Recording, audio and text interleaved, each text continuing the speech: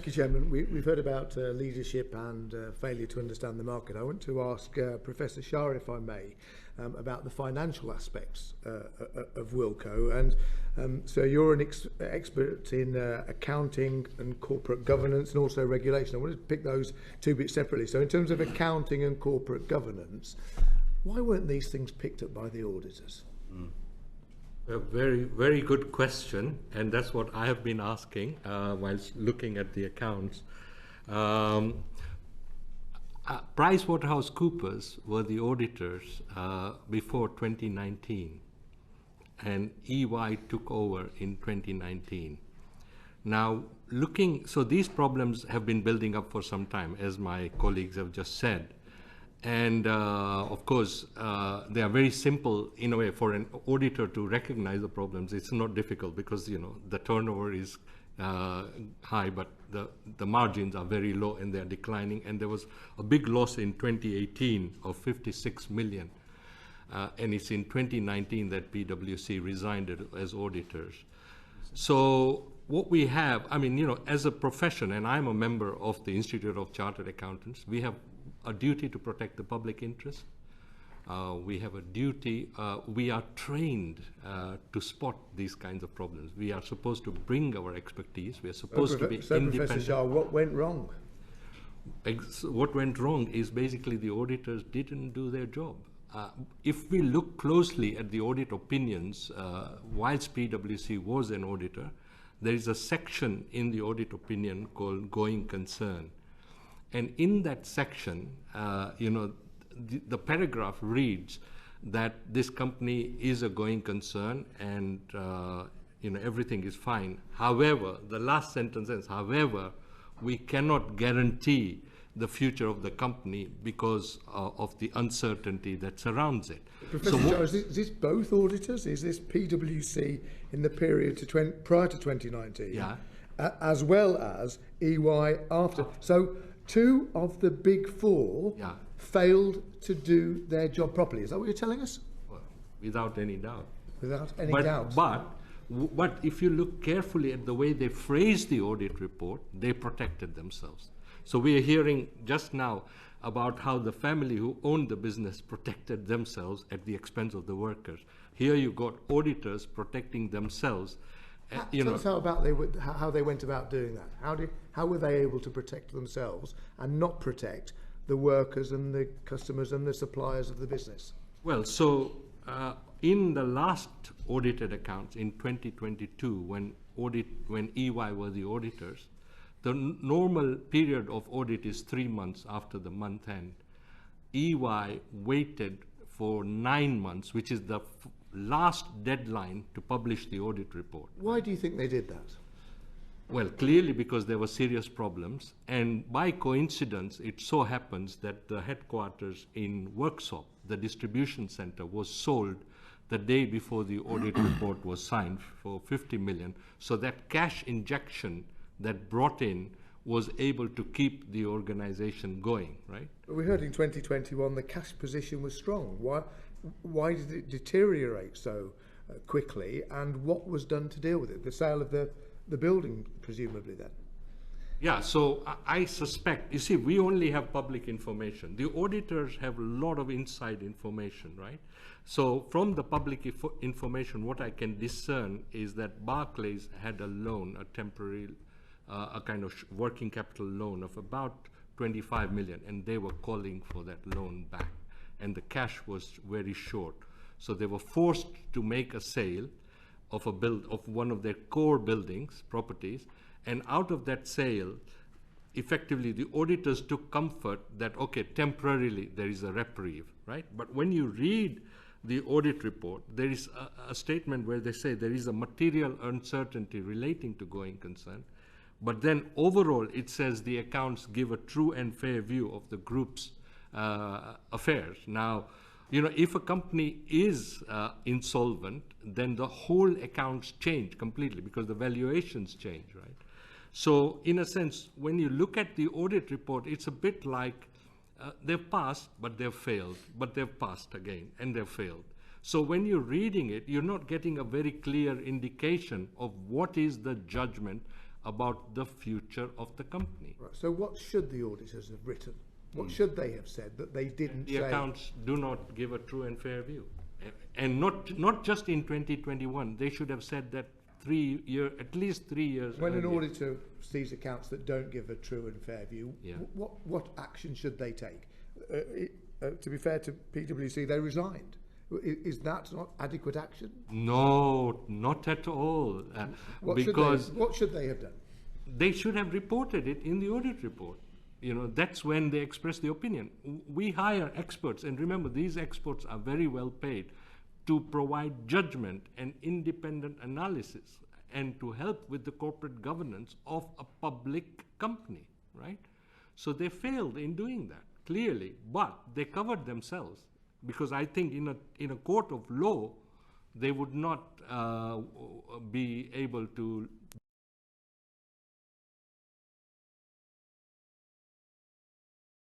If they'd realised what the serious state of the company's finances was? Very good question. Now, this very committee did a fantastic report on the future of audit in 2019, which covered all these aspects. And one of the key recommendations made by this committee was that auditors have a duty to look forward, not just backward. And they need to exercise clear judgment and be independent, right? So in this case, so what happened, if you look at the last audited accounts, the directors created projections for the cash flow of the business, and the auditors said that, look, there is uncertainty surrounding the business, but we've looked at the cash flows and we feel that the business will survive for another year until 2024. Now, the future of audit report that this committee said, the public should expect much better than that of these independent professionals. Yeah? So they didn't get it. And how important do you think that reform is? Oh, it's long overdue, but unfortunately, there have been fantastic reviews. The Bryden report looked at all the audit profession in detail and the kind of changes to the audit report in detail, and beautifully done, very professional. All of these reports have been put into abeyance. And the profession is not independent. You know, I mean, I've looked, the Institute of Chartered Accountants, which is the main audit professional body, they provide templates for the audit report. So auditors effectively don't have to really write the audit report. They just take a template out. Mr. McDonald is going to ask about some of the systemic issues, but I just want to check one thing. If the company was bleeding so much cash in 2021, 2022, that Barclays was recalling its loan, it sounds like a gap was plugged at the very last minute by the sale of the distribution centre in Worksop. If you're plugging gaps with a one-off sale, that's not a going concern. Absolutely. Absolutely. So, but again, remember, so the auditors delayed the audit report by 6 months. Presumably in order for the sale of the distribution centre to come through and the cash to arrive. But that is also not very professional, because if their duty is to protect the public interest, they should be timely, and they should be willing to exercise judgment and take risk. Otherwise, what is their job? Okay. What is their job? Bring in Andy McDonald. Thanks, Chair. Professor Shah, can I just develop that theme somewhat? Because when we look back, BHS 2016, Carillion, Patisserie Valerie, London Capital Finance, Thomas Cook, NMC Health and Greensill Capital, they all demonstrate major audit failures. There's been heavy criticism of the Big Four and others involved in those. But you've argued that those failures are linked to systemic failures in corporate governance, and you've called for audit reforms. Do you want to say a little bit more about those key reforms? And can I invite you to comment on the market being dominated by such a small cohort of auditors?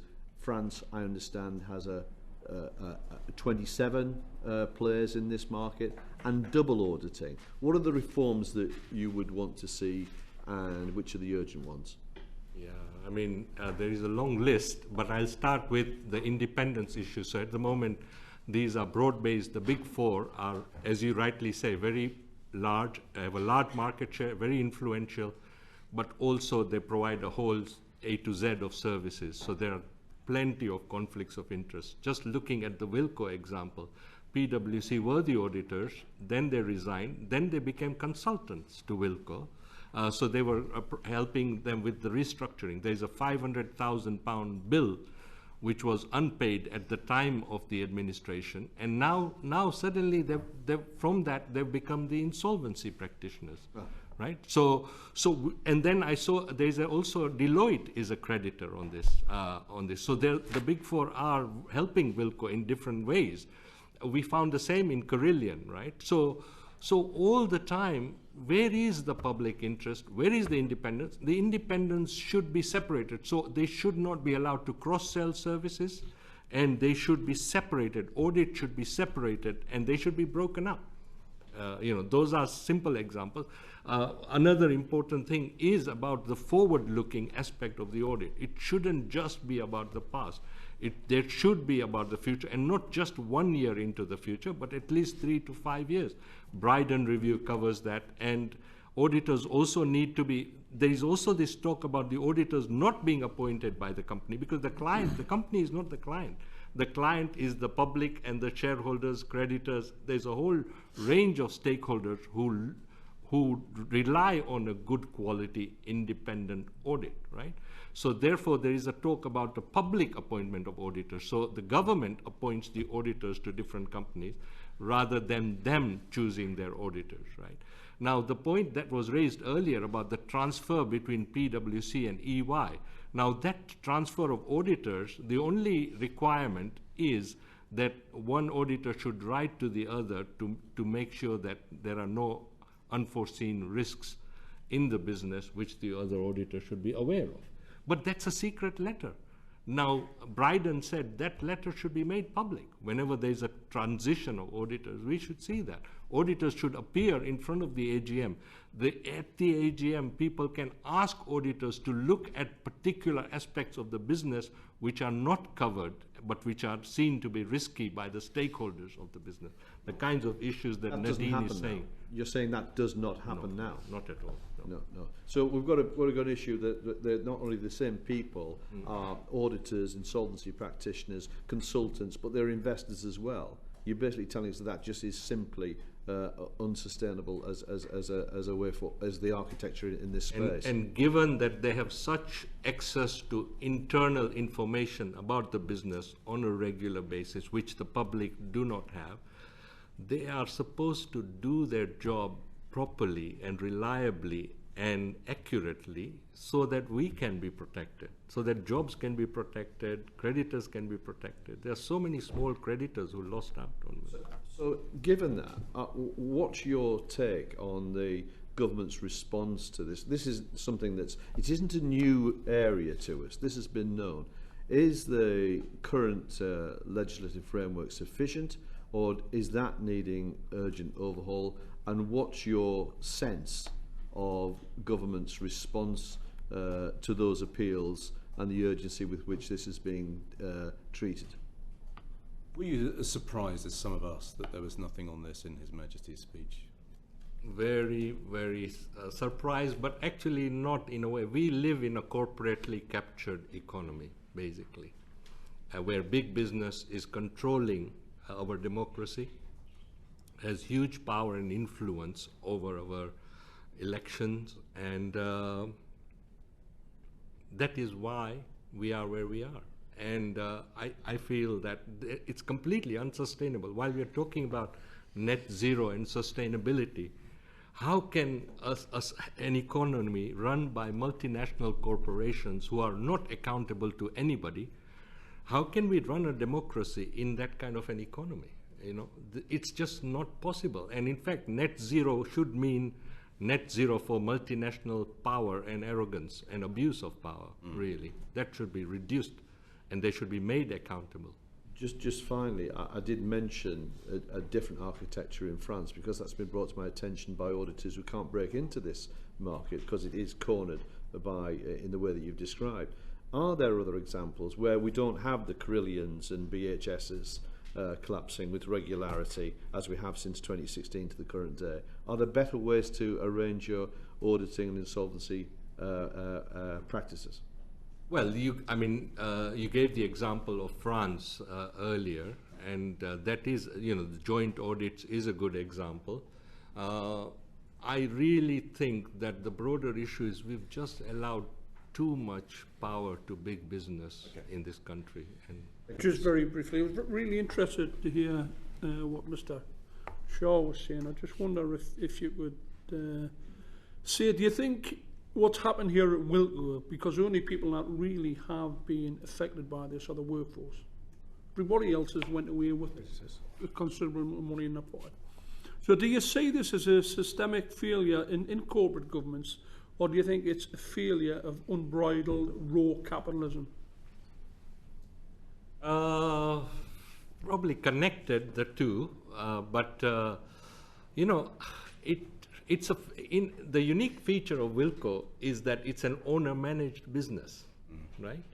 And generally speaking, owner-managed businesses have skin in the game. And in this case, there is a long history, so there should, in theory, be that respect for the workers, as Nadine has very nicely pointed out, right? Because the workers are family. And I do a lot of research on family businesses where the workers have been treated like that and are respected because they are seen as a key part of the engine of the business. Now here we have an interesting feature where that history, of course, the business has passed through generations, and that sense of loyalty and duty has not continued somehow. And just to give you an example, when I was doing the analysis of Wilko, we find in 2017, up to 2017, the family are shown as the majority owners of the group.